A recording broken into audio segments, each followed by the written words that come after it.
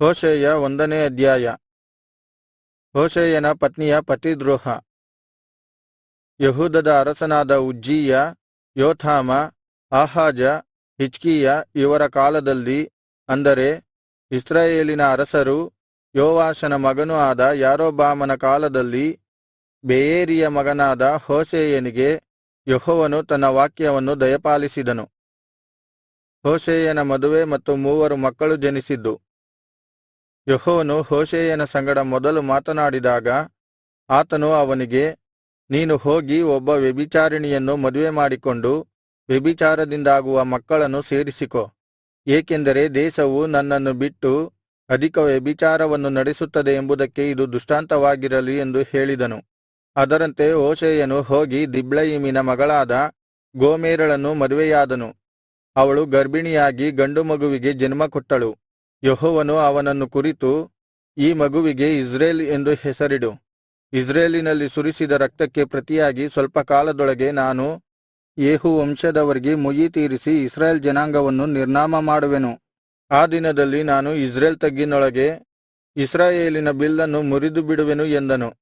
ಗೋಮೆರಳು ಪುನಃ ಗರ್ಭಿಣಿಯಾಗಿ ಹೆಣ್ಣು ಮಗುವಿಗೆ ಜನ್ಮ ನೀಡಿದಾಗ ಯೆಹೋವನು ಹೋಶೇಯನಿಗೆ, ಈ ಮಗುವಿಗೆ ಲೋ ರುಹಾಮ ಎಂದು ಹೆಸರಿಡು, ಏಕೆಂದರೆ ನಾನು ಇಸ್ರಾಯೇಲ್ ವಂಶದವರಲ್ಲಿ ಇನ್ನು ವಾತ್ಸಲ್ಯವಿಡುವುದಿಲ್ಲ, ಅವರನ್ನು ಕ್ಷಮಿಸುವುದಿಲ್ಲ.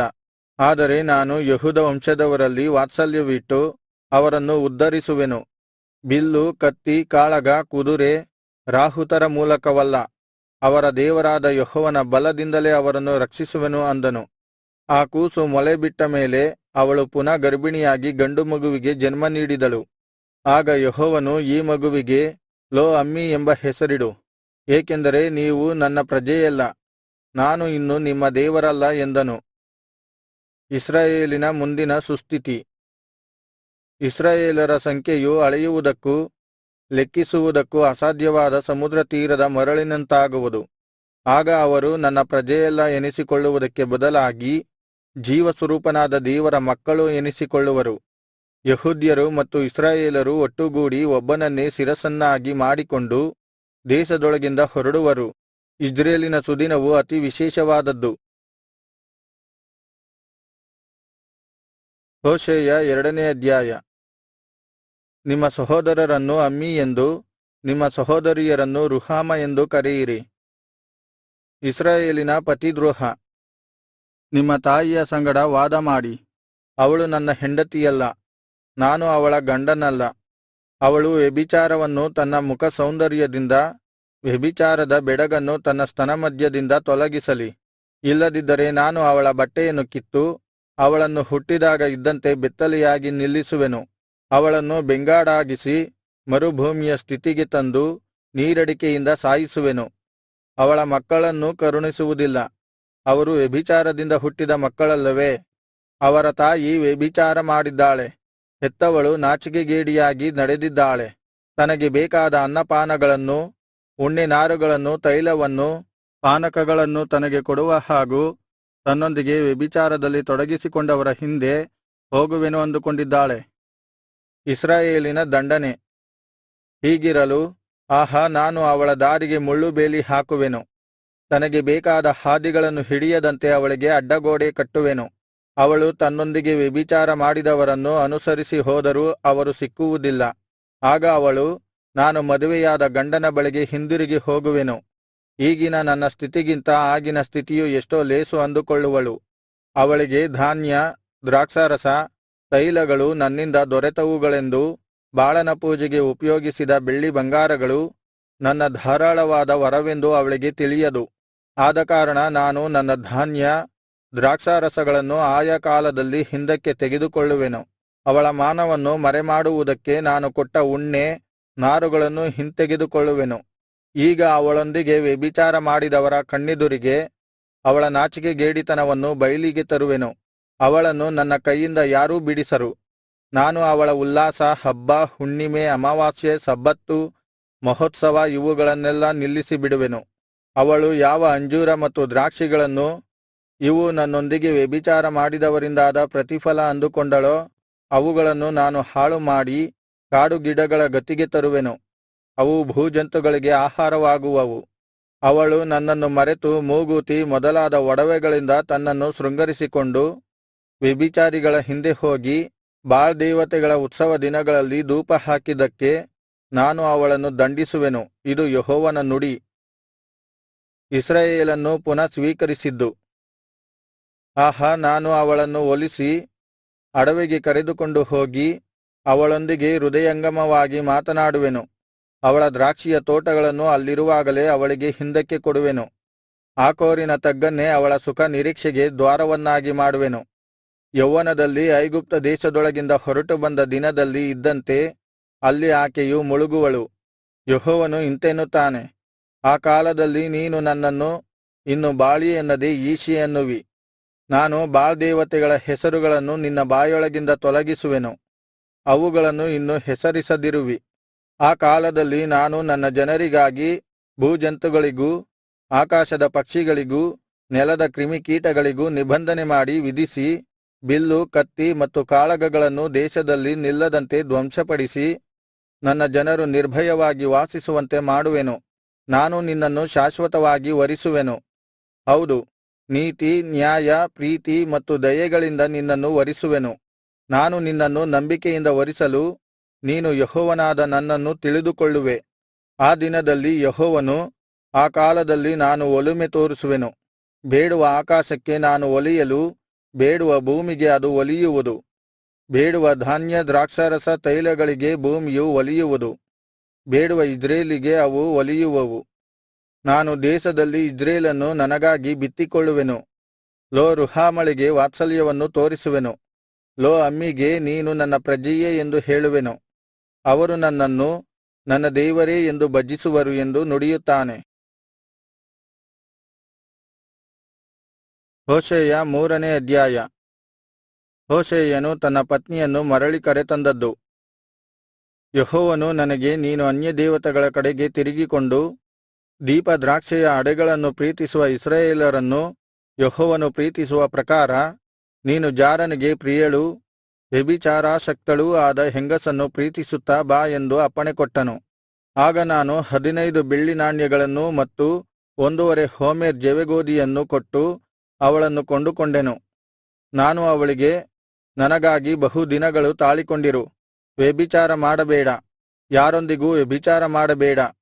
ನಾನು ಸಹ ನಿನ್ನವನೇ, ನಿನ್ನ ಸಂಗಡ ವಾಸಿಸುವೆನು ಎಂದು ಹೇಳಿದೆನು. ಇದರಂತೆ ರಾಜಮುಖಂಡ, ಯಜ್ಞ, ಸ್ತಂಭ, ಏಫೋದು, ವಿಗ್ರಹಗಳಿಲ್ಲದೆ ಇಸ್ರಾಯೇಲರು ಬಹಳ ದಿನಗಳು ತಾಳಿಕೊಂಡಿರುವರು. ಅನಂತರ ಅವರು ತಮ್ಮ ದೇವರಾದ ಯೆಹೋವನನ್ನು ಮತ್ತು ತಮ್ಮ ರಾಜನಾದ ದಾವೀದನನ್ನು ಪುನಃ ಆಶ್ರಯಿಸುವರು. ಹೌದು, ಅಂತ್ಯಕಾಲದಲ್ಲಿ ಯೆಹೋವನನ್ನು, ಆತನ ದಯೆಯನ್ನು ಭಯಭಕ್ತಿಯಿಂದ ಪಡೆಯುವರು. ಹೋಶೇಯ 4ನೇ ಅಧ್ಯಾಯ. ಯಾಜಕ, ಪ್ರಭು ಮತ್ತು ಪ್ರಜೆಗಳ ದುರಾಚಾರ. ಇಸ್ರಾಯೇಲರೇ, ಯೆಹೋವನ ವಾಕ್ಯವನ್ನು ಕೇಳಿರಿ.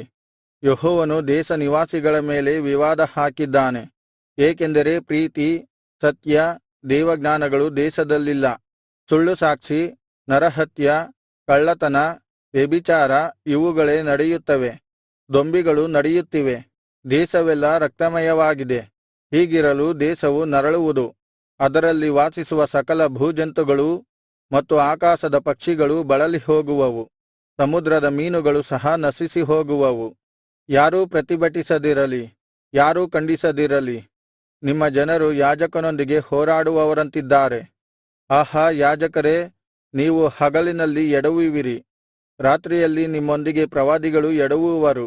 ನಾನು ನಿಮ್ಮ ವಂಶಮೂಲವನ್ನು ನಾಶಮಾಡುವೆನು. ನನ್ನ ಜನರು ಜ್ಞಾನಹೀನರಾಗಿ ಹಾಳಾಗಿದ್ದಾರೆ. ನೀವು ಜ್ಞಾನವನ್ನು ತಳ್ಳಿಬಿಟ್ಟಿದ್ದರಿಂದ ಇನ್ನು ನನಗೆ ಯಾಜಕ ಸೇವೆ ಮಾಡದಂತೆ ನಾನು ನಿಮ್ಮನ್ನು ತಳ್ಳಿಬಿಡುವೆನು. ನೀವು ನಿಮ್ಮ ದೇವರ ಧರ್ಮೋಪದೇಶವನ್ನು ಮರೆತ ಕಾರಣ ನಾನು ನಿಮ್ಮ ಸಂತತಿಯವರನ್ನು ಮರೆತು ಬಿಡುವೆನು. ಅವರು ಹೆಚ್ಚಿದ ಹಾಗೆಲ್ಲಾ ನನ್ನ ವಿರುದ್ಧ ಹೆಚ್ಚೆಚ್ಚಾಗಿ ಪಾಪ ಮಾಡುತ್ತಾ ಬಂದರು. ನಾನು ಅವರ ಮಾನವನ್ನು ಅವಮಾನವನ್ನಾಗಿ ಮಾರ್ಪಡಿಸುವೆನು. ನನ್ನ ಜನರ ಪಾಪವೇ ಅವರಿಗೆ ಜೀವನ. ಅವರು ಅಧರ್ಮವನ್ನು ಆಶಿಸುತ್ತಾರೆ. ಜನರೂ ಯಾಜಕರೂ ಒಂದೇ. ಅವರ ದುಷ್ಕಾರ್ಯಗಳಿಗೆ ಅವರನ್ನು ದಂಡಿಸುವೆನು. ಅವರ ದುಷ್ಕೃತ್ಯಗಳನ್ನು ಅವರಿಗೆ ಕಟ್ಟುವೆನು. ಅವರು ಉಣ್ಣುತ್ತಿದ್ದರೂ ತೃಪ್ತಿ ದೊರೆಯದು, ಆದರ ಮಾಡುತ್ತಿದ್ದರೂ ಪ್ರಜಾಭಿವೃದ್ಧಿಯಾಗದು. ಯೆಹೋವನ ಕಡೆಗೆ ಗಮನಿಸುವುದನ್ನು ಬಿಟ್ಟುಬಿಟ್ಟಿದ್ದಾರಷ್ಟೆ. ವ್ಯಭಿಚಾರ, ದ್ರಾಕ್ಷಾರಸ ಮತ್ತು ಮದ್ಯಗಳು ಬುದ್ಧಿಯನ್ನು ಕೆಡಿಸುತ್ತವೆ. ನನ್ನ ಜನರು ತಮ್ಮ ಮರದ ತುಂಡನ್ನು ಹಿಡಿದು ಕಣಿ ಕೇಳುತ್ತಾರೆ. ಅವರು ಮರದ ತುಂಡಿನಿಂದ ಪರಿಹಾರ ನಿರೀಕ್ಷಿಸುತ್ತಾರೆ. ವ್ಯಭಿಚಾರ ಗುಣವು ಅವರನ್ನು ಭ್ರಾಂತಿಗೊಳಿಸಿದೆ. ತಮ್ಮ ದೇವರಿಗೆ ಪತಿಭಕ್ತಿಯನ್ನು ಸಲ್ಲಿಸದೆ ದ್ರೋಹಿಗಳಾಗಿದ್ದಾರೆ. ಪರ್ವತಾಗ್ರಗಳಲ್ಲಿ ಯಜ್ಞಮಾಡುತ್ತಾರೆ, ಗುಡ್ಡಗಳ ಮೇಲೆ ಧೂಪಹಾಕುತ್ತಾರೆ. ಅಲ್ಲೋನ್, ಲಿಬ್ನೆ, ಏಲಾ ಮರಗಳ ನೆರಳು ದಟ್ಟವಾಗಿರುವುದರಿಂದ ಅವುಗಳ ಕೆಳಗೆ ಇವುಗಳನ್ನು ನಡೆಸುತ್ತಾರೆ. ಹೀಗಿರಲು ನನ್ನ ಜನರೇ, ನಿಮ್ಮ ಕುಮಾರಿಯರು ವ್ಯಭಿಚಾರಿಗಳಾಗಿ ನಡೆಯುವುದು, ನಿಮ್ಮ ವಧುಗಳು ವ್ಯಭಿಚಾರ ಮಾಡುವುದು ಏನಾಶ್ಚರ್ಯ! ವ್ಯಭಿಚಾರಣ್ಯರಾಗಿ ನಡೆಯುವ ನಿಮ್ಮ ಕುಮಾರಿಯರನ್ನು, ವ್ಯಭಿಚಾರ ಮಾಡುವ ನಿಮ್ಮ ವಧುಗಳನ್ನು ನಾನು ದಂಡಿಸುವುದಿಲ್ಲ. ನೀವೇ ವ್ಯಭಿಚಾರಿಗಳನ್ನು ಕರೆದುಕೊಂಡು ಓರೆಯಾಗಿ ಹೋಗುತ್ತೀರಿ. ದೇವದಾಸಿಯರೊಂದಿಗೆ ಯಜ್ಞಮಾಡುತ್ತೀರಿ. ಆಹಾ, ವಿವೇಕವಿಲ್ಲದ ಜನರು ಕೆಡವಲ್ಪಡುವರು. ಇಸ್ರಾಯೇಲೇ, ನೀನು ವ್ಯಭಿಚಾರಿಯಾಗಿ ನಡೆದರೂ ಯೆಹೂದವು ಆ ದೋಷಕ್ಕೆ ಒಳಗಾಗದಿರಲಿ. ಯೆಹೂದ್ಯರೇ, ಗಿಲ್ಗಾಲಿಗೆ ಸೇರಬೇಡಿರಿ, ಬೇತ್ ಅವೆನಿಗೆ ಯಾತ್ರೆ ಹೋಗಬೇಡಿರಿ. ಯೆಹೋವನ ಜೀವದಾಣೆಯೆಂದು ಶಪಥ ಮಾಡಬಾರದು. ಇಸ್ರಾಯೇಲು ಮೊಂಡ ಹಸುವಿನಂತೆ ಮೊಂಡುತನದಿಂದ ನಡೆದಿದೆ. ಈಗ ಯೆಹೋವನು ಅದನ್ನು ಕುರಿಯಂತೆ ವಿಶಾಲ ಸ್ಥಳದಲ್ಲಿ ಮೇಯಿಸುವನೋ? ಎಫ್ರಾಯೀಮು ವಿಗ್ರಹಗಳಲ್ಲಿ ಬೆರೆತು ಹೋಗಿದೆ, ಅದನ್ನು ಬಿಟ್ಟು ಬಿಡಿರಿ.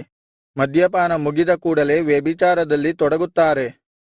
ದೇಶಪಾಲಕರು ಅವಮಾನದಲ್ಲಿ ಅತ್ಯಾಸೆಪಡುತ್ತಾರೆ. ಗಾಳಿಯು ಅವರನ್ನು ತನ್ನ ರೆಕ್ಕೆಗಳಲ್ಲಿ ಸುತ್ತಿಕೊಂಡು ಹೋಗುವುದು. ತಾವು ಮಾಡುತ್ತಿದ್ದ ವಿಗ್ರಹದ ಯಜ್ಞಗಳಿಗೆ ನಾಚಿಕೆಪಡುವರು. ಹೋಶೇಯ 5ನೇ ಅಧ್ಯಾಯ.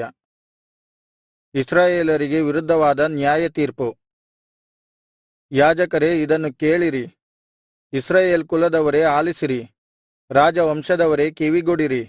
ನೀವು ಮಿಚ್ಪದಲ್ಲಿ ಉರುಲಾಗಿಯೂ ತಾಬೋರಿನಲ್ಲಿ ಬಲೆಯಾಗಿಯೂ ಇದ್ದ ಕಾರಣ ನಿಮಗೆ ನ್ಯಾಯತೀರ್ಪು ಬಂದಿದೆ. ನನಗೆ ತಿರುಗಿ ಬಿದ್ದವರು ಅಗಾಧವಾದ ಕೊಲೆಯಲ್ಲಿ ಮಗ್ನರಾಗಿದ್ದಾರೆ. ನಾನೇ ಅವರೆಲ್ಲರನ್ನೂ ಶಿಕ್ಷಿಸುವೆನು. ಎಫ್ರಾಯೀಮನ್ನು ಬಲ್ಲೆ, ಇಸ್ರಾಯೇಲ್ ನನಗೆ ಮರೆಯಾಗಿಲ್ಲ. ಎಫ್ರಾಯೀಮೇ, ನೀನೀಗ ವ್ಯಭಿಚಾರ ಮಾಡಿದ್ದಿ. ಇಸ್ರಾಯೇಲ್ ಹೊಲೆಯಾಗಿದೆ. ಅವರು ತಮ್ಮ ದೇವರ ಕಡೆಗೆ ತಿರುಗಿಕೊಳ್ಳಲು ಅವುಗಳ ದುಷ್ಕೃತ್ಯಗಳು ಅವರನ್ನು ಬಿಡುವುದಿಲ್ಲ. ವ್ಯಭಿಚಾರದ ಸ್ವಭಾವವು ಅವುಗಳಲ್ಲಿ ನೆಲೆಗೊಂಡಿದೆ. ಯೆಹೋವನನ್ನು ತಿಳಿದುಕೊಂಡಿಲ್ಲ. ಇಸ್ರಾಯೇಲಿಗೆ ಅದರ ಹೆಮ್ಮೆಯೇ ವಿರುದ್ಧ ಸಾಕ್ಷಿಯಾಗಿದೆ. ಇಸ್ರಾಯೇಲು ಮತ್ತು ಎಫ್ರಾಯೀಮು ತಮ್ಮ ದುರ್ಮಾರ್ಗದಲ್ಲಿ ಎಡವಿ ಬೀಳುವವು. ಯೆಹೂದವೂ ಅವುಗಳೊಂದಿಗೆ ಬೀಳುವುದು. ಅವು ತಮ್ಮ ದನ ಮತ್ತು ಕುರಿಗಳ ಸಂಗಡ ಯೆಹೋವನಿಗೆ ಶರಣು ಹೋಗಲು ಹೊರಡುವವು. ಆತನು ಸಿಕ್ಕುವುದಿಲ್ಲ, ಅವುಗಳಿಂದ ಮರೆಯಾಗಿದ್ದಾನೆ. ಅವು ಯೆಹೋವನ ಮಕ್ಕಳಲ್ಲದ ಮಕ್ಕಳನ್ನು ಪಡೆದು ಆತನಿಗೆ ದ್ರೋಹ ಮಾಡಿವೆ. ಅವುಗಳನ್ನೂ ಅವುಗಳ ಭೂಸ್ವಾಸ್ಥ್ಯಗಳನ್ನೂ ಈ ಅಮಾವಾಸ್ಯೆಯು ನುಂಗಿಬಿಡುವುದು. ಗಿಬ್ಯದಲ್ಲಿ ತುತ್ತೂರಿಯನ್ನು ಊದಿರಿ, ರಾಮದಲ್ಲಿ ಕೊಂಬು ಕೂಗಲಿ, ಬೇತ್ ಅವೆನಿನಲ್ಲಿ ಆರ್ಭಟಿಸಿರಿ. ಬೆನ್ಯಾಮೀನೇ, ಹಿಂದೆ ನೋಡು. ದಂಡನೆಯ ದಿನದಲ್ಲಿ ಎಫ್ರಾಯೀಮು ಹಾಳಾಗುವುದು. ಇಸ್ರಾಯೇಲ್ ಕುಲಗಳ ಭವಿಷ್ಯತ್ತಿನ ನಿಶ್ಚಯವನ್ನು ತಿಳಿಯಪಡಿಸಿದ್ದೇನೆ. ಯೆಹೂದದ ಮುಖಂಡರು ಮೇರೆಯನ್ನು ಒತ್ತುವವರಂತಿದ್ದಾರೆ. ಅವರ ಮೇಲೆ ನನ್ನ ರೌದ್ರವನ್ನು ನೀರಿನ ಹಾಗೆ ಹೊಯ್ದು ಬಿಡುವೆನು. ಎಫ್ರಾಯೀಮು ವ್ಯರ್ಥಾಚಾರಗಳನ್ನು ಅನುಸರಿಸಲು ಮನಸ್ಸು ಮಾಡಿದ ಕಾರಣ ಅದು ದೇವರ ನ್ಯಾಯತೀರ್ಪಿಗೆ ಗುರಿಯಾಗಿ ಹಿಂಸಿಸಲ್ಪಟ್ಟಿದೆ, ಜಜ್ಜಲ್ಪಟ್ಟಿದೆ. ನಾನು ಎಫ್ರಾಯೀಮಿಗೆ ನುಸಿ, ಯೆಹೂದ ಕುಲಕ್ಕೆ ಒಣ ಕುಂಟೆಯಂತಿರುವೆನು. ಹೀಗಿರಲು ಎಫ್ರಾಯೀಮು ತಾನು ರೋಗಿಯೆಂದು ತಿಳುಕೊಂಡಿತು, ಯೆಹೂದವು ತನ್ನ ವ್ರಣವನ್ನು ನೋಡಿಕೊಂಡಿತು. ಆಗ ಎಫ್ರಾಯೀಮು ಅಶ್ಶೂರದ ಕಡೆಗೆ ತಿರುಗಿಕೊಂಡು ಜಗಳಗಂಟ ಮಹಾರಾಜನ ಬಳಿಗೆ ದೂತರನ್ನು ಕಳುಹಿಸಿತು. ಆದರೆ ಅವನು ನಿಮ್ಮನ್ನು ಸ್ವಸ್ಥಮಾಡಲಾರನು, ನಿಮ್ಮ ಗಾಯವನ್ನು ಗುಣಪಡಿಸಲಾರನು. ನಾನು ಎಫ್ರಾಯೀಮಿಗೆ ಸಿಂಹವೂ ಯೆಹೂದ ಕುಲಕ್ಕೆ ಪ್ರಾಯದ ಸಿಂಹವೂ ಆಗುವೆನು. ನಾನೇ ಸೀಳಿಬಿಟ್ಟು ಹೋಗುವೆನು, ನಾನು ಎತ್ತಿಕೊಂಡು ಹೋಗಲು ಯಾರೂ ಬಿಡಿಸರು. ಇಸ್ರಾಯೇಲಿನ ವ್ಯರ್ಥ ಪಶ್ಚಾತ್ತಾಪ. ನನ್ನ ಜನರು ತಮ್ಮ ದೋಷಫಲವನ್ನು ಅನುಭವಿಸಿ ನನ್ನ ಪ್ರಸನ್ನತೆಯನ್ನು ಬೇಡಿಕೊಳ್ಳುವ ತನಕ ನಾನು ನನ್ನ ವಾಸಸ್ಥಾನಕ್ಕೆ ಹಿಂದಿರುಗಿ ಹೋಗುವೆನು. ಅವರು ಇಕ್ಕಟ್ಟಿಗೆ ಸಿಕ್ಕಿದ ಕೂಡಲೆ ನನ್ನನ್ನು ಆಶ್ರಯಿಸುವರು. ಹೋಶೇಯ 6ನೇ ಅಧ್ಯಾಯ. ಪಶ್ಚಾತ್ತಾಪ ಪಡದ ಇಸ್ರಾಯೇಲರು. ಅವರು ಯೆಹೋವನ ಕಡೆಗೆ ಹಿಂದಿರುಗಿ ಹೋಗೋಣ ಬನ್ನಿರಿ. ನಮ್ಮನ್ನು ಸೀಳಿಬಿಟ್ಟವನು ಆತನೇ, ಆತನೇ ಸ್ವಸ್ಥಮಾಡುವನು. ಹೊಡೆದವನು ಆತನೇ, ಆತನೇ ನಮ್ಮ ಗಾಯಗಳನ್ನು ಕಟ್ಟುವನು. ಒಂದೆರಡು ದಿನದ ಮೇಲೆ ಆತನು ನಮ್ಮನ್ನು ಬದುಕಿಸುವನು. ಮೂರನೆಯ ದಿನದಲ್ಲಿ ಆತನು ನಮ್ಮನ್ನೆಬ್ಬಿಸಲು ಆತನ ಸಾನ್ನಿಧ್ಯದಲ್ಲಿ ಬಾಳುವೆವು. ಯೆಹೋವನನ್ನು ತಿಳಿದುಕೊಳ್ಳೋಣ, ನಿರಂತರವಾಗಿ ಹುಡುಕಿ ತಿಳಿದುಕೊಳ್ಳೋಣ. ಆತನ ಆಗಮನವು ಉದಯದಂತೆ ನಿಶ್ಚಯ. ಆತನು ಮುಂಗಾರಿನಂತೆಯೂ ಭೂಮಿಯನ್ನು ತಂಪುಮಾಡುವ ಹಿಂಗಾರಿನಂತೆಯೂ ನಮಗೆ ಸಿಕ್ಕುವನು ಅಂದುಕೊಂಡು ನನ್ನನ್ನು ಮೊರೆಹೋಗುವರು. ಎಫ್ರಾಯೀಮೇ, ನಾನು ನಿನ್ನನ್ನು ಹೇಗೆ ತಿದ್ದಲಿ? ಯೆಹೂದವೇ, ನಿನ್ನನ್ನು ಹೇಗೆ ಸರಿಮಾಡಲಿ?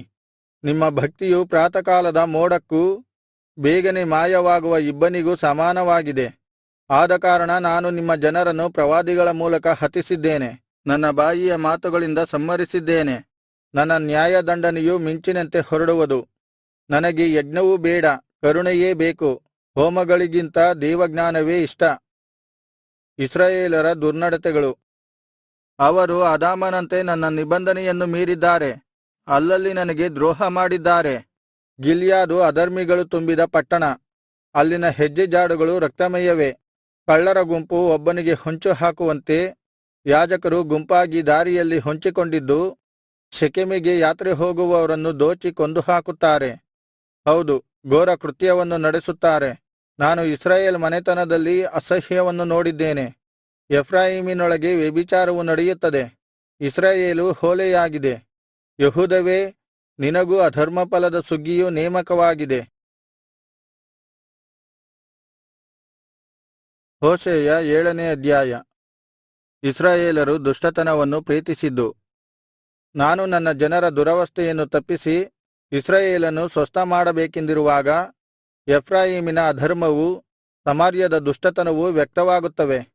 ಎಲ್ಲರೂ ಮೋಸಮಾಡುತ್ತಾರೆ, ಒಳಗೆ ಕಳ್ಳರು ನುಗ್ಗುತ್ತಾರೆ, ಹೊರಗೆ ಡಕಾಯಿತಿಯವರು ಸುಲಿಯುತ್ತಾರೆ.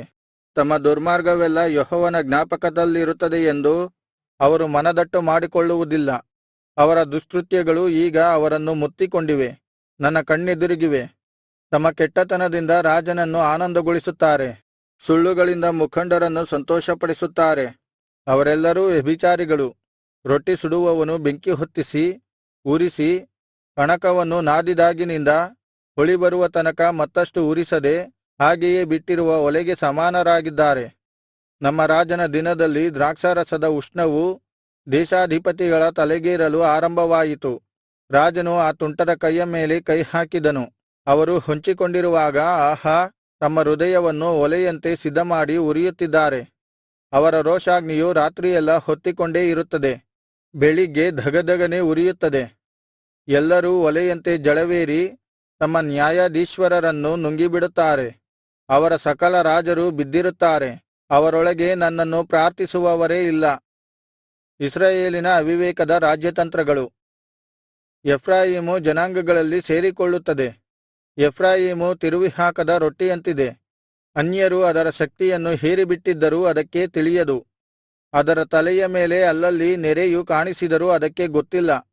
ಇಸ್ರಾಯೇಲಿಗೆ ಅದರ ಹೆಮ್ಮೆಯೇ ವಿರುದ್ಧ ಸಾಕ್ಷಿಯಾಗಿದೆ.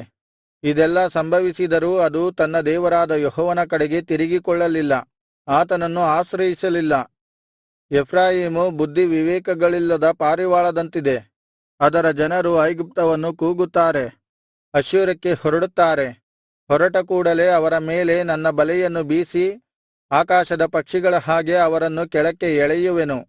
ಅವರೆಲ್ಲರ ಕಿವಿಗೆ ಬಿದ್ದ ಮಾತಿಗನುಸಾರವಾಗಿ ಅವರನ್ನು ಶಿಕ್ಷಿಸುವೆನು. ಅವರು ನನ್ನಿಂದ ಅಗಲಿ ಹೋಗಿದ್ದಾರೆ, ಹಾಳಾಗಲಿ, ನನಗೆ ದ್ರೋಹ ಮಾಡಿದ್ದಾರೆ, ನಾಶವಾಗಲಿ.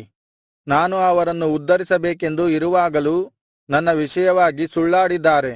ಅವರನ್ನು ಹೇಗೆ ಉದ್ಧರಿಸಲಿ? ಅವರು ಹಾಸಿಗೆಯ ಮೇಲೆ ಬಿದ್ದುಕೊಂಡು ಧಾನ್ಯ ದ್ರಾಕ್ಷಾರಸಗಳಿಂದ ಅರಚಿಕೊಳ್ಳುತ್ತಾರೆಯೇ ಹೊರತು ನನ್ನನ್ನು ಮನಪೂರ್ವಕವಾಗಿ ಎಂದೂ ಪ್ರಾರ್ಥಿಸಲಿಲ್ಲ. ನನ್ನನ್ನು ತೊರೆದುಬಿಟ್ಟು ತಮ್ಮ ದೇಹಗಳನ್ನು ಗಾಯಮಾಡಿಕೊಳ್ಳುತ್ತಾರೆ. ಅವರಿಗೆ ಯುದ್ಧವನ್ನು ಕಲಿಸಿ ತೋಳುಗಳನ್ನು ಬಲಪಡಿಸಿದ ನನಗೂ ವಿರುದ್ಧವಾಗಿ ಕೇಡನ್ನು ಕಲ್ಪಿಸುತ್ತಾರೆ. ಅತ್ತಿತ್ತ ತಿರುಗಿಕೊಳ್ಳುತ್ತಾರೆ, ದೇವರ ಕಡೆಗೆ ತಿರುಗಿಕೊಳ್ಳುವುದಿಲ್ಲ. ಮೋಸದ ಬಿಲ್ಲಿಗೆ ಸಮಾನರಾಗಿದ್ದಾರೆ.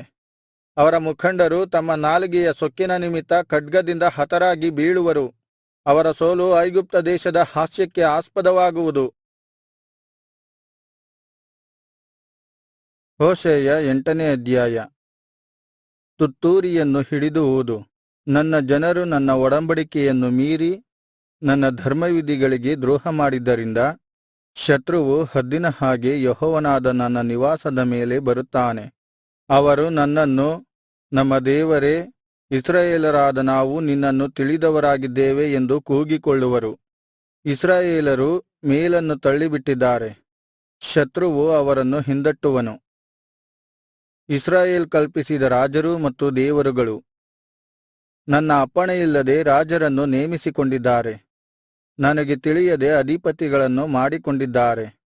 ತಮ್ಮ ಬೆಳ್ಳಿ ಮತ್ತು ಬಂಗಾರಗಳಿಂದ ಗೊಂಬೆಗಳನ್ನು ನಿರ್ಮಿಸಿಕೊಂಡಿದ್ದಾರೆ, ಅವರು ನಿರ್ಮಿಸಿದ್ದೆಲ್ಲ ನಾಶವಾಗತಕ್ಕದ್ದೇ. ಸಮಾರ್ಯವೇ, ನಾನು ನಿನ್ನ ಬಸವನನ್ನು ತಳ್ಳಿಬಿಟ್ಟಿದ್ದೇನೆ, ನನ್ನ ರೋಷಾಗ್ನಿಯು ನಿನ್ನವರ ಮೇಲೆ ಉರಿಯುತ್ತದೆ. ಅವರು ನಿರ್ಮಲರಾಗುವುದಕ್ಕೆ ಇನ್ನೆಷ್ಟು ಕಾಲ ಹಿಡಿಯುವುದೋ? ಆ ಬಸವನು ಇಸ್ರಾಯೇಲಿನ ಕೈಕೆಲಸ, ಶಿಲ್ಪಿಯು ಅದನ್ನು ರೂಪಿಸಿದನು, ಅದು ದೇವರಲ್ಲ. ಸಮಾರ್ಯದ ಬಸವನು ಚೂರುಚೂರಾಗುವನು. ಅವರು ಗಾಳಿಯನ್ನು ಬಿತ್ತುತ್ತಾರೆ, ಬಿರುಗಾಳಿಯನ್ನು ಕೊಯ್ದುಕೊಳ್ಳುವರು. ಇಸ್ರಾಯೇಲರ ಪೈರು ತೆನೆಗೆ ಬಾರದು, ಬೀಜ ಮೊಳೆತರೂ ಹಿಟ್ಟು ಸಿಕ್ಕದು. ಒಂದು ವೇಳೆ ಸಿಕ್ಕಿದರೂ ಅನ್ಯರು ಅದನ್ನು ನುಂಗಿಬಿಡುವರು. ಇಸ್ರಾಯೇಲೇ ನುಂಗಲ್ಪಟ್ಟಿದೆ, ಅದು ಜನಾಂಗಗಳ ಮಧ್ಯದಲ್ಲಿ ಯಾರಿಗೂ ಬೇಡವಾದ ಪಾತ್ರೆಯಂತಿದೆ. ಅದು ಒಂಟಿಯಾದ ಕಾಡುಕತ್ತೆಯಂತೆ ಮನಸ್ಸು ಬಂದ ಹಾಗೆ ನಡೆದು ಅಶ್ಶೂರಕ್ಕೆ ಹೋಗಿದೆ. ಎಫ್ರಾಯೀಮು ಹಣಕೊಟ್ಟು ಜಾರರನ್ನು, ವ್ಯಭಿಚಾರಿಗಳನ್ನು ಸಂಪಾದಿಸಿಕೊಂಡಿದೆ. ಅದು ಜನಾಂಗಗಳೊಳಗೆ ಜಾರರನ್ನು ಸಂಪಾದಿಸಿದರೂ ಅದನ್ನು ನಾನು ಈಗ ಸೆರೆಗೆ ಒಳಪಡಿಸುವೆನು. ರಾಜಾಧಿರಾಜನು ಹೊರಿಸುವ ಹೊರೆಯಿಂದ ಅದು ಕುಗ್ಗಿ ಹೋಗಲಿಕ್ಕೆ ಆರಂಭವಾಗುವುದು. ಎಫ್ರಾಯೀಮು ಯಜ್ಞವೇದಿಗಳನ್ನು ಹೆಚ್ಚೆಚ್ಚಾಗಿ ಕಟ್ಟಿ ಪಾಪ ಮಾಡಿದೆ, ಕಟ್ಟಿದ ಯಜ್ಞವೇದಿಗಳೇ ಅದಕ್ಕೆ ಪಾಪವಾಗಿ ಪರಿಣಮಿಸಿವೆ.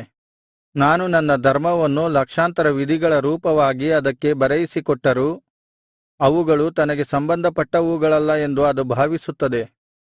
ಎಫ್ರಾಯೀಮ್ಯರು ಯಜ್ಞಪಶುಗಳನ್ನು ನನಗೆ ನೈವೇದ್ಯವಾಗಿ ವಧಿಸಿ ಮಾಂಸಭೋಜನ ಮಾಡುತ್ತಾರೆ. ಯೆಹೋವನು ಆ ಯಜ್ಞಗಳನ್ನು ಮೆಚ್ಚುವುದಿಲ್ಲ. ಅವರ ಅಧರ್ಮವನ್ನು ಜ್ಞಾಪಕಕ್ಕೆ ತಂದುಕೊಂಡು ಅವರ ಪಾಪಕ್ಕೆ ದಂಡನೆ ಮಾಡುವನು. ಅವರು ಐಗುಪ್ತಕ್ಕೆ ಹಿಂದಿರುಗಬೇಕಾಗುವುದು. ಇಸ್ರಾಯೇಲ್ ತನ್ನ ಸೃಷ್ಟಿಕರ್ತನನ್ನು ಮರೆತು ಅರಮನೆಗಳನ್ನು ಕಟ್ಟಿಕೊಂಡಿದೆ. ಯೆಹೂದವು ಕೋಟೆ ಕೊತ್ತಲಗಳ ಪಟ್ಟಣಗಳನ್ನು ಮಾಡಿಕೊಂಡಿದೆ. ಆಹಾ, ನಾನು ಆ ಪಟ್ಟಣಗಳ ಮೇಲೆ ಬೆಂಕಿಯನ್ನು ಸುರಿಸುವೆನು, ಅದು ಅವರ ಸೌಧಗಳನ್ನು ನುಂಗಿಬಿಡುವುದು. ಹೋಶೇಯ 9ನೇ ಅಧ್ಯಾಯ. ಇಸ್ರಾಯೇಲರಿಗೆ ದಂಡನೆ. ಇಸ್ರಾಯೇಲೇ, ಇತರ ಜನಾಂಗಗಳಂತೆ ಮಿತಿಮೀರಿ ಉಲ್ಲಾಸಿಸಬೇಡ. ನೀನು ನಿನ್ನ ದೇವರನ್ನು ಬಿಟ್ಟು ವ್ಯಭಿಚಾರ ನಡೆಸಿದ್ದಿ. ಎಲ್ಲಾ ಕಣಗಳಲ್ಲಿನ ಫಲವನ್ನು ಅದರ ಪ್ರತಿಫಲವನ್ನಾಗಿ ಆಶಿಸಿದ್ದಿ. ಕಣವೂ ದ್ರಾಕ್ಷಿಯ ತೊಟ್ಟಿಯೂ ನಿನ್ನ ಜನರಿಗೆ ಜೀವನ ಆಧಾರವಾಗುವುದಿಲ್ಲ. ಹೊಸ ದ್ರಾಕ್ಷಾರಸದ ನಿರೀಕ್ಷೆಯು ಅವರಿಗೆ ವ್ಯರ್ಥವಾಗಿ ಹೋಗುವುದು.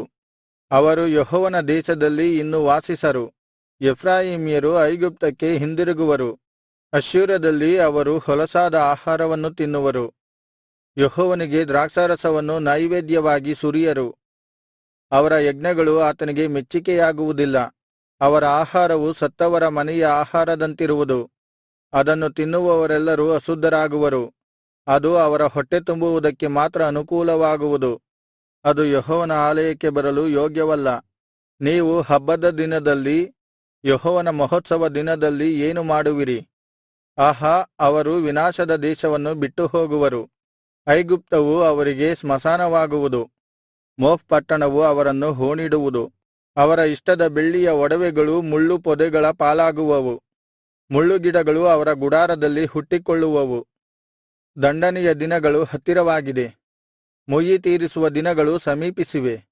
ಅದು ಇಸ್ರಾಯೇಲಿನ ಅನುಭವಕ್ಕೆ ಬಂದೇ ಬರುವುದು.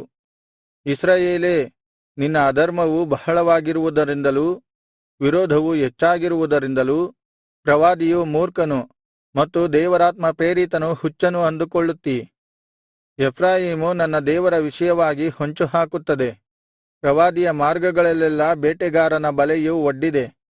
ಅವನ ದೇವರ ಆಲಯದಲ್ಲಿಯೂ ಶತ್ರುವಿನ ವಿರೋಧವು ಕಾದಿದೆ. ಪೂರ್ವದಲ್ಲಿ ಗಿಬ್ಯದವರು ಕೆಡಿಸಿಕೊಂಡಂತೆ ಎಫ್ರಾಯೀಮ್ಯರು ತಮ್ಮನ್ನು ತೀರಾ ಕೆಡಿಸಿಕೊಂಡಿದ್ದಾರೆ. ದೇವರು ಅವರ ಅಧರ್ಮವನ್ನು ಜ್ಞಾಪಕಕ್ಕೆ ತಂದುಕೊಂಡು ಅವರ ಪಾಪಗಳಿಗೆ ಪ್ರತಿದಂಡನೆ ಮಾಡುವನು. ಇಸ್ರಾಯೇಲಿನ ಕ್ಷಯ. ಕಾಡಿನಲ್ಲಿ ದ್ರಾಕ್ಷಿಯ ಹಣ್ಣು ಸಿಕ್ಕಿದಂತೆ ಇಸ್ರಾಯೇಲು ನನಗೆ ಸಿಕ್ಕಿತು. ಹೊಸದಾಗಿ ಫಲಕ್ಕೆ ಬಂದ ಅಂಜೂರದ ಗಿಡದಲ್ಲಿ ಮೊದಲು ಮಾಗಿದ ಹಣ್ಣನ್ನು ಕಂಡ ಹಾಗೆ ನಿಮ್ಮ ಪೂರ್ವಿಕರನ್ನು ಕಂಡೆನು. ಆದರೆ ಅವರು ಬಾಳ್ ಪೆಗೋರಿಗೆ ಬಂದು ಬಾಳ್ ದೇವತೆಯ ಭಕ್ತರಾಗಿ ದೀಕ್ಷೆಗೊಂಡು ತಾವು ಪ್ರೀತಿಸಿದ ದೇವತೆಯ ಹಾಗೆ ಅಸಹ್ಯರಾದರು. ಎಫ್ರಾಯೀಮ್ಯರ ಮಹಿಮೆಯು ಪಕ್ಷಿಯಂತೆ ಹಾರಿಹೋಗುವುದು. ಯಾರೂ ಹೆರರು, ಗರ್ಭಿಣಿಯಾಗುವುದಿಲ್ಲ, ಗರ್ಭಧರಿಸರು. ಒಂದು ವೇಳೆ ಮಕ್ಕಳನ್ನು ಹೆತ್ತು ಸಾಕಿದರೂ ಯಾರೂ ಉಳಿಯದಂತೆ ಮಾಡಿ ಅವರಿಗೆ ಪುತ್ರ ಶೋಕವನ್ನು ಉಂಟುಮಾಡುತ್ತಲೇ ಬರುವೆನು. ಹೌದು, ನಾನು ಅವರಿಗೆ ವಿಮುಖನಾಗಲು ಅವರ ಗತಿಯನ್ನು ಏನೆಂದು ಹೇಳಲಿ? ತೂರು ಹೇಗೆ ಕಾಣಿಸುತ್ತದೋ ಹಾಗೆಯೇ ಎಫ್ರಾಯೀಮು ಹುಲ್ಗಾವಲಿನಲ್ಲಿ ನೆಟ್ಟಿರುವುದಾಗಿ ಕಾಣಿಸುತ್ತದೆ. ಆದರೆ ಎಫ್ರಾಯೀಮು ತನ್ನ ಮಕ್ಕಳನ್ನು ಹತ್ಯೆಗೆ ಈಡಾಗುವಂತೆ ಕಳುಹಿಸುವುದು. ಯೆಹೋವನೇ, ಅವರಿಗೆ ತಕ್ಕ ಗತಿಯನ್ನು ವಿಧಿಸು. ಏನು ವಿಧಿಸುತ್ತೀಯೋ ಅವರಿಗೆ ಗರ್ಭಸ್ರಾವವನ್ನು ಮಾಡು, ಮೊಲೆಯನ್ನು ಬತ್ತಿಸು. ಅವರ ದುಷ್ಟತನವು ಗಿಲ್ಗಾಲಿನಲ್ಲಿ ತುಂಬಿದೆ, ಅಲ್ಲೇ ನನ್ನ ದ್ವೇಷಕ್ಕೆ ಗುರಿಯಾಗಿದ್ದಾರೆ. ಅವರ ದುಷ್ಕೃತ್ಯಗಳ ನಿಮಿತ್ತ ನಾನು ಅವರನ್ನು ನನ್ನ ನಿವಾಸದೊಳಗಿಂದ ಓಡಿಸಿಬಿಡುವೆನು. ಅವರನ್ನು ಇನ್ನು ಪ್ರೀತಿಸೆನು. ಅವರ ಅಧಿಕಾರಿಗಳೆಲ್ಲರೂ ದ್ರೋಹಿಗಳೇ ಸರಿ. ಎಫ್ರಾಯೀಮ್ಯರಿಗೆ ಘಾತವಾಗಿದೆ, ಅವರ ವಂಶಮೂಲವು ಒಣಗಿ ಹೋಗಿದೆ. ಅವರು ಫಲಹೀನರಾಗುವರು. ಹೌದು, ಅವರು ಮಕ್ಕಳನ್ನು ಹೆತ್ತರೂ ಅವರ ಗರ್ಭದ ಪ್ರಿಯಫಲವನ್ನು ಸಾಯಿಸುವೆನು. ನನ್ನ ದೇವರು ಅವರನ್ನು ತಳ್ಳಿಬಿಡುವನು. ಅವರು ಆತನ ಮಾತಿಗೆ ಕಿವಿಗೊಡಲಿಲ್ಲ. ಅವರಿಗೆ ಜನಾಂಗಗಳಲ್ಲಿ ಅಲೆದಾಡುವ ಗತಿಯಾಗುವುದು. ಹೋಶೇಯ 10ನೇ ಅಧ್ಯಾಯ.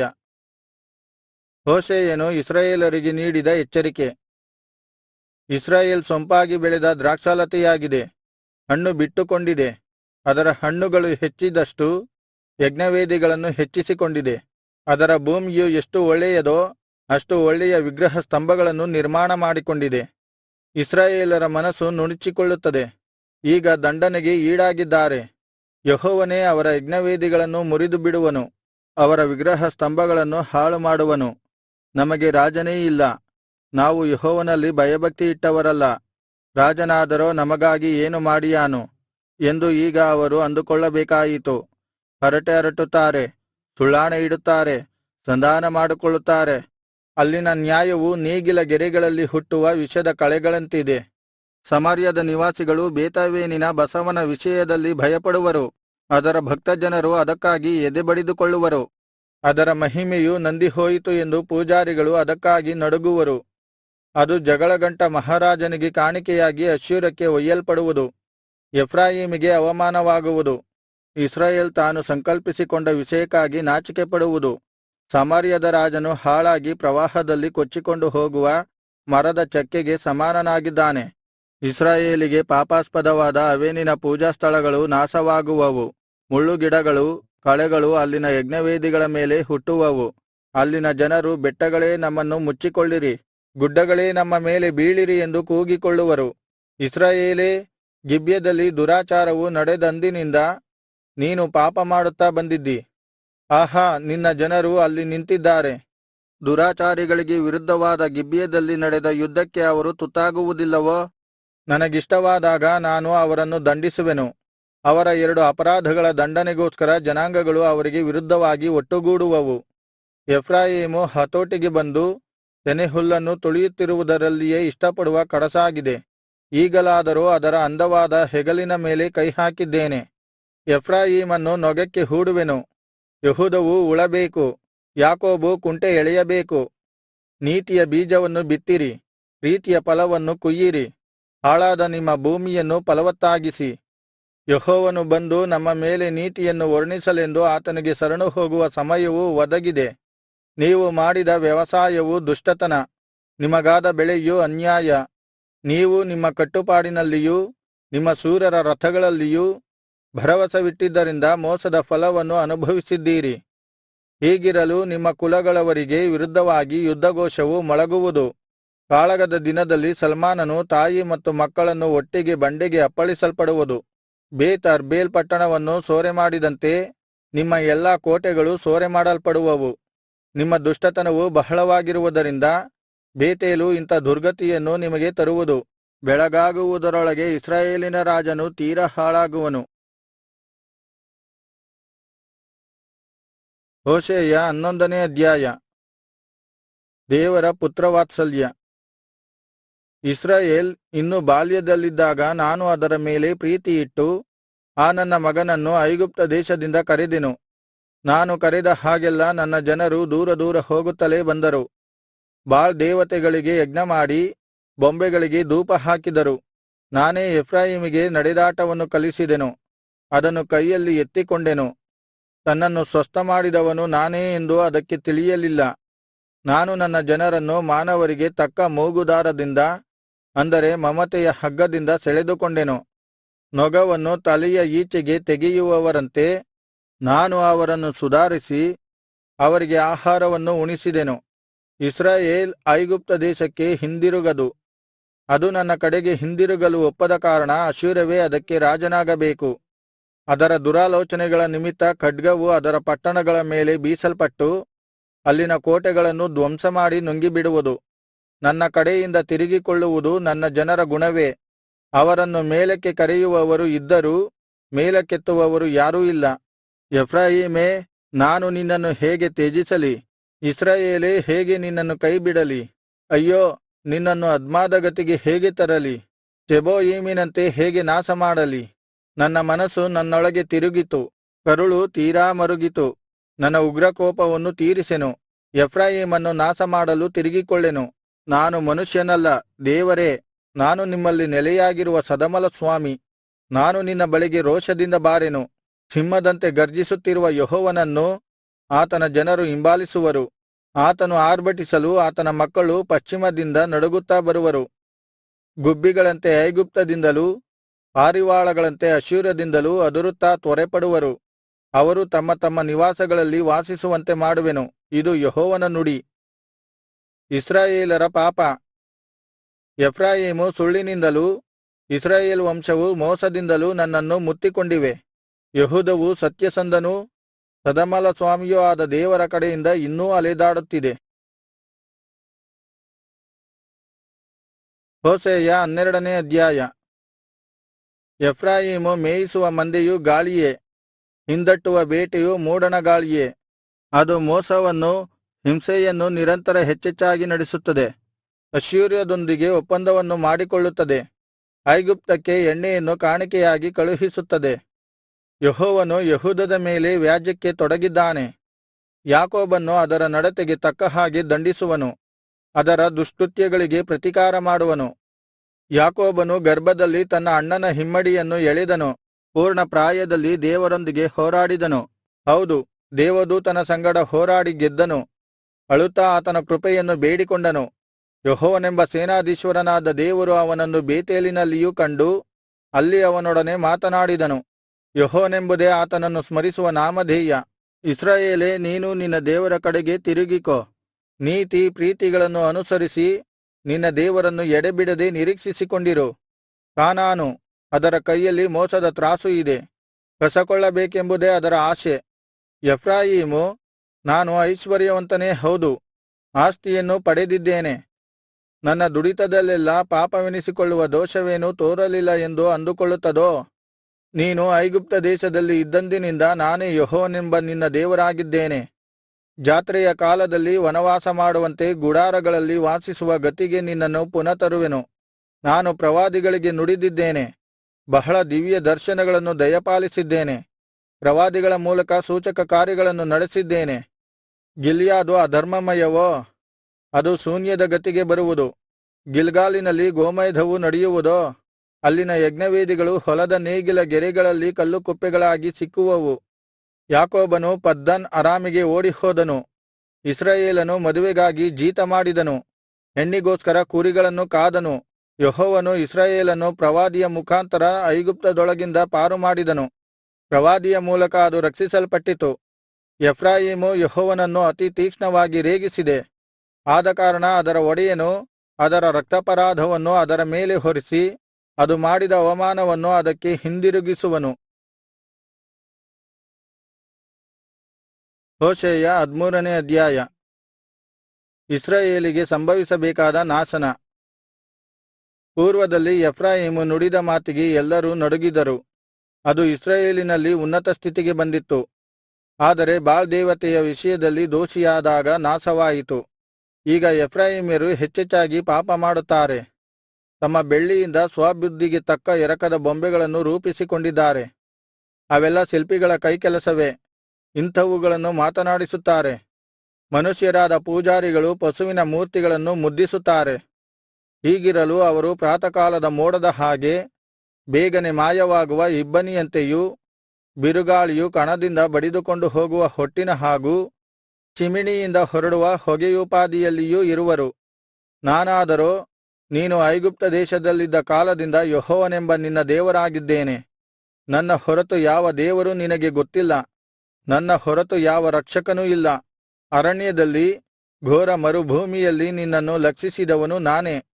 ಆಹಾರವು ನಿನ್ನವರಿಗೆ ಸಿಕ್ಕಿದಾಗ ಹೊಟ್ಟೆ ತುಂಬಿಸಿಕೊಂಡರು, ಹೊಟ್ಟೆ ತುಂಬಿದಾಗ ಅವರ ಮನಸ್ಸು ಉಬ್ಬಿಕೊಂಡಿತು. ಇದರಿಂದ ನನ್ನನ್ನು ಮರೆತುಬಿಟ್ಟರು. ಆದಕಾರಣ ನಾನು ಅವರ ಪಾಲಿಗೆ ಸಿಂಹ, ಚಿರತೆಯ ಹಾಗೆ ದಾರಿಯ ಮಗ್ಗುಲಲ್ಲಿ ಹೊಂಚು ಹಾಕುವೆನು. ಮರಿಗಳನ್ನು ಕಳಕೊಂಡ ಕರಡಿಯಂತೆ ಅವರಿಗೆ ಎದುರುಬಿದ್ದು ಅವರ ಎದೆಯನ್ನು ಸೀಳಿಬಿಡುವೆನು. ಅಲ್ಲೇ ಮೃಗರಾಜರಂತೆ ಅವನನ್ನು ನುಂಗುವೆನು. ಭೂಜಂತುಗಳು ಅವರನ್ನು ಹರಿದು ಬಿಡುವವು. ಇಸ್ರಾಯೇಲೇ, ನಾನು ನಿನ್ನನ್ನು ನಾಶಮಾಡುವೆನು. ಯಾರು ನಿನ್ನನ್ನು ರಕ್ಷಿಸುವರು? ಈಗ ನಿನ್ನ ಅರಸನು ಎಲ್ಲಿ? ನಿನ್ನ ಪಟ್ಟಣಗಳಲ್ಲೆಲ್ಲಾ ನಿನ್ನವರನ್ನು ಉದ್ಧರಿಸುವನೋ? ನನಗೆ ರಾಜನನ್ನೂ ರಾಜ್ಯಾಧಿಕಾರಿಗಳನ್ನೂ ದಯಪಾಲಿಸು ಎಂದು ನನ್ನನ್ನು ಕೇಳಿಕೊಂಡಿಯಷ್ಟೆ. ನಿನ್ನನ್ನು ರಕ್ಷಿಸಬಲ್ಲ ನಗರಪಾಲಕರು ಎಲ್ಲಿ?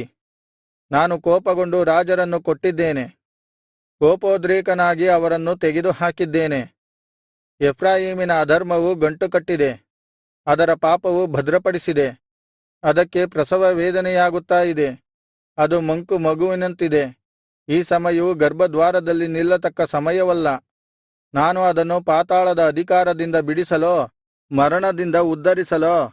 ಮರಣವೇ, ನಿನ್ನ ಉಪದ್ರವಗಳೆಲ್ಲಿ? ಪಾತಾಳವೇ, ನೀನು ಮಾಡುವ ನಾಶನವೆಲ್ಲಿ? ಕನಿಕರವು ನನಗೆ ಕಾಣಿಸದು. ಎಫ್ರಾಯೀಮು ತನ್ನ ಸಹೋದರರಲ್ಲಿ ಫಲಸಮೃದ್ಧವಾಗಿದ್ದರೂ, ಕಾಡಿನಿಂದ ಯೆಹೋವನು ಬೀಸಮಾಡುವ ಮೂಡಣ ಗಾಳಿಯು ಬರಲು ಅದರ ಬುಗ್ಗೆಯು ಬತ್ತುವುದು, ಅದರ ಒರತೆಯು ಒಣಗುವುದು. ಶತ್ರುವು ಅವರ ಪ್ರಿಯ ವಸ್ತುಗಳ ನಿಧಿಯನ್ನು ಸೂರೆಮಾಡುವನು. ಸಮಾರ್ಯವು ತನ್ನ ದೇವರಿಗೆ ತಿರುಗಿ ಬಿದ್ದುದರಿಂದ ತನ್ನ ದೋಷಫಲವನ್ನು ಅನುಭವಿಸಲೇಬೇಕು. ಅದರ ಜನರು ಖಡ್ಗದಿಂದ ಹತರಾಗುವರು. ವೈರಿಗಳು ಅಲ್ಲಿನ ಮಕ್ಕಳನ್ನು ಬಂಡೆಗೆ ಅಪ್ಪಳಿಸುವರು, ಗರ್ಭಿಣಿಯರ ಹೊಟ್ಟೆಯನ್ನು ಸೀಳುವರು. ಹೋಶೇಯ 14ನೇ ಅಧ್ಯಾಯ. ದೇವರ ಪ್ರೀತಿಪೂರ್ವಕವಾದ ವಾಗ್ದಾನಗಳು. ಇಸ್ರಾಯೇಲೇ, ನೀನು ಹಿಂದಿರುಗಿ ನಿನ್ನ ದೇವರಾದ ಯೆಹೋವನ ಕಡೆಗೆ ತಿರುಗಿಕೋ. ನಿನ್ನ ಅಪರಾಧದಿಂದಲೇ ನೀನು ಮುಗ್ಗರಿಸಿ ಬಿದ್ದಿ. ಪಶ್ಚಾತ್ತಾಪದ ಮಾತುಗಳಿಂದ ಯೆಹೋವನ ಬಳಿಗೆ ಹಿಂದಿರುಗಿ ಬಂದು ಆತನಿಗೆ, ನಮ್ಮ ಅಪರಾಧವನ್ನು ಸಂಪೂರ್ಣವಾಗಿ ನಿವಾರಣೆ ಮಾಡಿ ನಮ್ಮಲ್ಲಿನ ಒಳ್ಳೆಯದನ್ನು ಅಂಗೀಕರಿಸು. ನಮ್ಮ ತುಟಿಗಳ ಫಲವನ್ನು ಅರ್ಪಿಸುವೆವು. ಅಶ್ಶೂರವು ನಮ್ಮನ್ನು ರಕ್ಷಿಸುವುದೆಂದು ನಂಬುವುದಿಲ್ಲ, ಐಗುಪ್ತದ ಕುದುರೆಗಳನ್ನು ಹತ್ತುವುದಿಲ್ಲ. ನಮ್ಮ ಕೈಕೆಲಸದ ಬೊಂಬೆಗಳಿಗೆ, ನೀವು ನಮ್ಮ ದೇವರುಗಳು ಎಂದು ಇನ್ನು ಹೇಳುವುದಿಲ್ಲ. ನೀನೇ ದಿಕ್ಕಿಲ್ಲದ ಈ ಅನಾಥರನ್ನು ಕರುಣಿಸುವವನು ಎಂಬುದಾಗಿ ಅರಿಕೆಮಾಡಿಕೊಳ್ಳಿರಿ. ನಾನು ನನ್ನ ಜನರ ಭ್ರಷ್ಟತ್ವವನ್ನು ಪರಿಹರಿಸಿ ಅವರನ್ನು ಮನಪೂರ್ವಕವಾಗಿ ಪ್ರೀತಿಸುವೆನು. ನನ್ನ ಕೋಪವು ಅವರಿಂದ ತೊಲಗಿ ಹೋಯಿತು. ನಾನು ಇಸ್ರಾಯೇಲಿಗೆ ಇಬ್ಬನಿಯಂತಾಗುವೆನು, ಅದು ತಾವರೆಯಂತೆ ಅರಳುವುದು. ಲೆಬನೋನಿನ ದೇವದಾರು ಮರಗಳ ಹಾಗೆ ಬೇರು ಬಿಟ್ಟುಕೊಳ್ಳುವುದು, ಅದರ ರೆಂಬೆಗಳು ಹರಡುವವು. ಅದರ ಅಂದವು ಒಲಿವ್ ಮರದಂತೆ ಕಂಗೊಳಿಸುವುದು, ಅದರ ಪರಿಮಳವು ಲೆಬನೋನಿನ ಹಾಗೆ ಮನೋಹರವಾಗಿರುವುದು. ಅದರ ನೆರಳನ್ನು ಆಶ್ರಯಿಸಿರುವವರು ಹಿಂದಿರುಗಿ ಬೆಳೆಯನ್ನು ಬೆಳೆದು ದ್ರಾಕ್ಷಿಯಂತೆ ಫಲಪ್ರದರಾಗಿ ಫಲಕೊಡುವರು. ಅದರ ಕೀರ್ತಿಯು ಲೆಬನೋನಿನ ದ್ರಾಕ್ಷಾರಸದ ಹಾಗೆ ಸ್ವಾರಸ್ಯವಾಗಿರುವುದು. ಎಫ್ರಾಯೀಮು ವಿಗ್ರಹಗಳ ಗೊಡವೆ ನನಗೆ ಇನ್ನೇಕೆ ಎಂದು ಅವುಗಳನ್ನು ತ್ಯಜಿಸುವುದು. ನಾನು ಅದಕ್ಕೆ ಒಲಿದು ಕಟಾಕ್ಷಿಸುವೆನು. ನಾನು ಸೊಂಪಾದ ತುರಾಯಿ ಮರದಂತಿದ್ದೇನೆ, ನನ್ನಿಂದಲೇ ನೀನು ಫಲಿಸುವಿ. ಜ್ಞಾನಿಗಳು ಈ ಸಂಗತಿಗಳನ್ನು ಗ್ರಹಿಸುವರು, ವಿವೇಕಿಗಳು ಅವುಗಳನ್ನು ತಿಳಿದುಕೊಳ್ಳುವರು. ಯೆಹೋವನ ಮಾರ್ಗಗಳು ಸತ್ಯವಾದವುಗಳು, ಅವುಗಳಲ್ಲಿ ಸನ್ಮಾರ್ಗಿಗಳು ನಡೆಯುವರು. ದುರ್ಮಾರ್ಗಿಗಳು ಅವುಗಳನ್ನು ಬಿಟ್ಟು ಎಡವಿ ಬೀಳುವರು.